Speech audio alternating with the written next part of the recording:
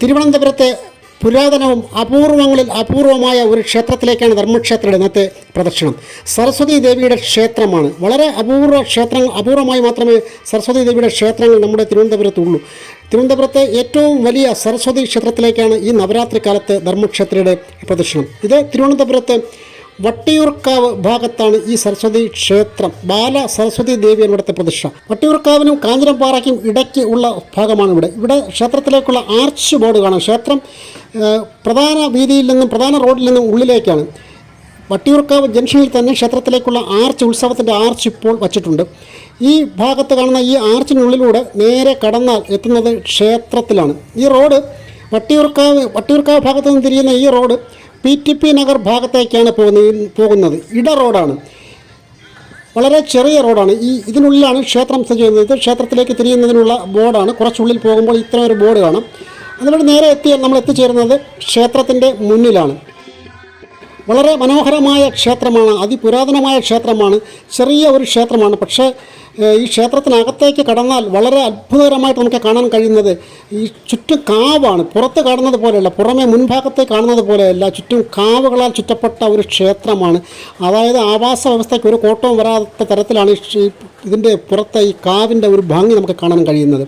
ക്ഷേത്രത്തിന് മുൻഭാഗത്തെ ചെറിയ അലങ്കാര മണ്ഡപം കടന്ന് അകത്തേക്ക് കടന്നാൽ ദേവിയുടെ പ്രധാന ക്ഷേത്രം കഴിഞ്ഞ് നമ്മൾ ചുറ്റി വരുമ്പോൾ ആദ്യം കാണുന്നത് മഹാദേവൻ്റെ സ്ഥാനമാണ്, പ്രതിഷ്ഠയാണ്. ഇവിടെ മഹാദേവന് സ്ഥാനം കൽപ്പിച്ച് പൂജിക്കുന്ന സ്ഥലമാണ് ഈ ഭാഗത്തെ കാണുന്നത്. ഇതിൻ്റെ പുറകുവശം മുഴുവൻ കാടാണ്. പരിസ്ഥിതിക്ക് ഒട്ടും കോട്ടം വരാത്ത തരത്തിൽ ആവാസ വ്യവസ്ഥയെ അതുപോലെ നിലനിർത്തിയിരിക്കുന്നു ക്ഷേത്രത്തിൻ്റെ ഒരു ഭാഗം മുഴുവനും. ദേവിയുടെ ദർശനം പടിഞ്ഞാറോട്ടാണ്. നാം ആദ്യം എത്തിച്ചേർന്നത് പടിഞ്ഞാറ് നടയാണ്. ഇത് സരസ്വതി ദേവിയുടെ അഷ്ടോത്തര നാമാവലിയാണ്. അവിടെ നിന്ന് അഷ്ടോത്തര നാമാവലി ജപിച്ച് മുന്നോട്ട് പോയാൽ പിന്നെ കാണുന്നത് ഗണപതി ഭഗവാന്റെ ക്ഷേത്രമാണ് ഒരു ഭാഗത്ത് കാണുന്നത്. അതിന് ഗണപതി ഭഗവാന്റെ അടുത്തായി ക്ഷേത്രത്തിനോട് ചേർന്ന് ഇപ്പോൾ നമ്മൾ ഈ കാണുന്നത് പുലിയാരച്ചൻ എന്ന് പറയുന്ന സിദ്ധൻ്റെ ക്ഷേത്രമാണ്.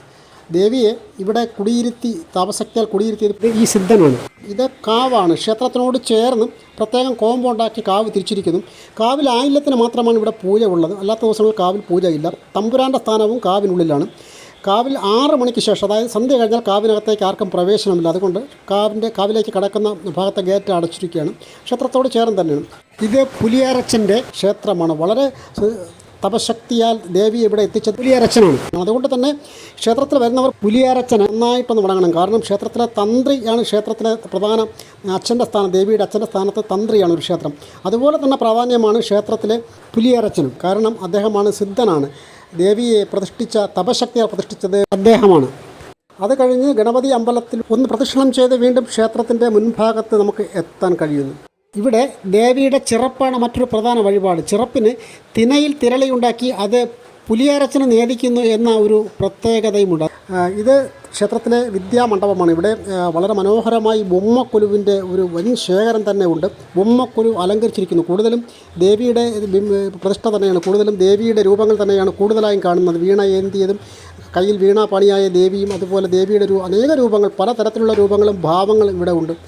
ഈ ക്ഷേത്രത്തിൽ നമ്മുടെ ക്ഷേത്രങ്ങളിൽ വളരെ അപൂർവമായിട്ട് മാത്രമേ സരസ്വതി ക്ഷേത്രം നമ്മുടെ തിരുവനന്തപുരത്ത് ഉള്ളൂ. ഈ നവരാത്രി കാലത്ത് കുട്ടികളെ എഴുത്തിനിരുത്തുമ്പോൾ ഈ ക്ഷേത്രത്തിൽ ഒന്ന് വന്ന് തൊഴുതു പോകാൻ നന്നായിരിക്കും. കാരണം തൊട്ട് സമീപത്തെ ക്ഷേത്രങ്ങളിലോ വീട്ടിനടുത്തുള്ള ക്ഷേത്രങ്ങളിലോ ഒക്കെ തന്നെ കുട്ടികൾ എഴുത്തിനിരുത്തുന്നവരാണെങ്കിലും അത് കഴിഞ്ഞ് അല്ലെങ്കിൽ എഴുത്തിനിരുത്തുന്നതിന് തൊട്ട് മുന്നോടിയായി ഇവിടെ വന്ന് ദേവിയെ കണ്ട് അനുഗ്രഹം വാങ്ങിയിട്ട് എഴുത്തിനിരുത്താൻ കൊണ്ടുപോകുന്നതായിരിക്കും നല്ലത്. അതല്ല, മറ്റ് ക്ഷേത്രങ്ങളിൽ എഴുത്തിനിരുത്തുകയാണെങ്കിൽ അത് കഴിഞ്ഞെങ്കിലും ഈ ക്ഷേത്രത്തിൽ, ദേവി ക്ഷേത്രത്തിൽ ഒന്ന് എത്തണം. കാരണം തലസ്ഥാനത്തിൻ്റെ ഒത്ത നടുക്ക് പ്രധാന റോഡിൽ നിന്ന് അല്പം മാറിയാണ് വട്ടിയൂർക്കാവ് ജംഗ്ഷനാണ് ഈ എത്തിച്ചേരേണ്ട പോയിൻ്റ് എന്ന് പറയുന്നത്. വളരെ സുന്ദരമായിട്ട് ഈ ബൊമ്മക്കൊലു മുഴുവൻ അലങ്കരിച്ചിരിക്കുന്നു. നവരാത്രി ഉത്സവത്തിന് ഇവിടുത്തെ ഏറ്റവും വലിയ വിശേഷം ഒന്ന് ഈ ബൊമ്മക്കൊലു തന്നെയാണ്.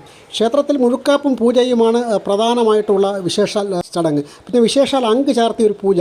അതുകൂടാതെ പാൽപ്പായസമാണ് പ്രധാന നിവേദ്യം. ക്ഷേത്രത്തിൽ മഹാദേവൻ, ഗണപതി ഭഗവാൻ, തമ്പുരാൻ, പുലിയാരത്തച്ഛൻ, ഇതുകൂടാതെ കാവിൽ നാഗത്തറയിൽ നാഗരാജാവും നാഗയക്ഷി നാഗകന്യകയും ഉണ്ട്. ക്ഷേത്രത്തിലെ മേൽശാന്തി കുമാരര് രതീഷാണ്. ഇടയാവണത്ത് മഠം ക്ഷേത്ര തന്ത്രി ചന്ദ്രമോഹനര് അക്കിത്തമംഗലത്ത് മഠം വെള്ളനാടാണ്. ക്ഷേത്രത്തിൽ ദീപാരാധന നടക്കുകയാണ്.